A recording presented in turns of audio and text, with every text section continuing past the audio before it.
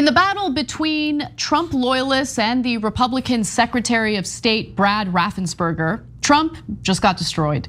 He got destroyed because the Secretary of State, of course, he's the Secretary of State of Georgia, has come out and basically delivered some cold, hard facts about how Trump's disinformation campaign led to Republicans staying home and not voting in Georgia.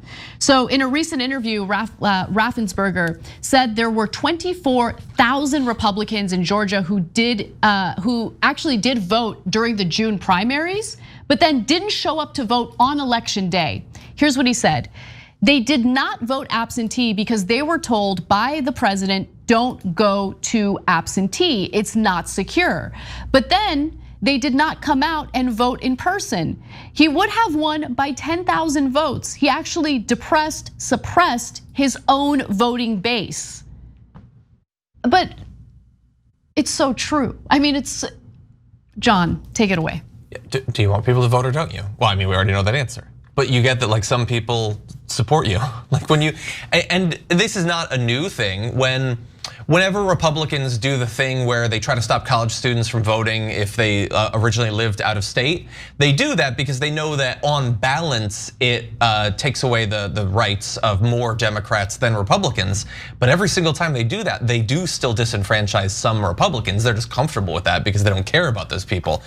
But like overall in a close election, maybe do the thing that results in more of your people coming out, especially if you're as confident about how committed and passionate your voters are. You've been saying that month after month. Well, then actually rely on that and have people vote and assume that you can win based on that.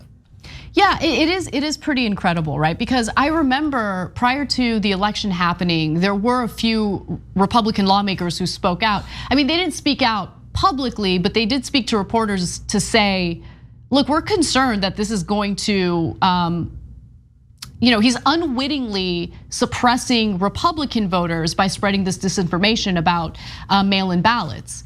And that didn't get as much attention as I thought it would. And I was curious to see if their predictions would come true, and it did. So at least in some cases, like in Georgia, where the election was somewhat close, Trump could have won, but his misinformation ended up coming back to bite him in the butt.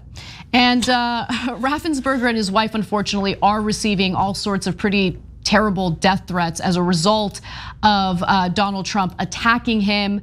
Kelly Loeffler and David Perdue are demanding that he step down, even though he did his job appropriately. There was no widespread voter fraud. One message sent to him and his wife read this: your husband deserves to face a firing squad. Wow. You better not botch this recount, another message read. Your life depends on it, a third message sent to the Republican official's wife said. The Raffenspergers should be put on trial for treason and face execution.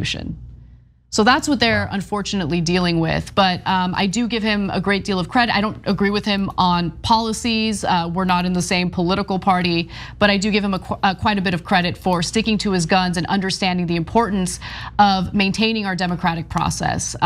It's hard to come by in government these days, especially among Republicans. Thanks for watching The Young Turks. Really appreciate it. Another way to show support is through YouTube memberships.